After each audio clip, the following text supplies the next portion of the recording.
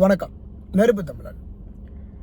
கனடாவுக்கு பிஸ்னஸ் விசாவில் வரக்கூடிய நம்மளுடைய பகுதி காவிரி டெல்டா பகுதிகள் தான், தஞ்சை பகுதிகளில். இதற்கு ரொம்ப முக்கியமாக பறவைக்கோட்டை, பட்டுக்கோட்டை, தஞ்சாவூர், மன்னார்குடி இந்த பகுதிகளில் இருந்து அதிகமானவர் வர்றாங்க.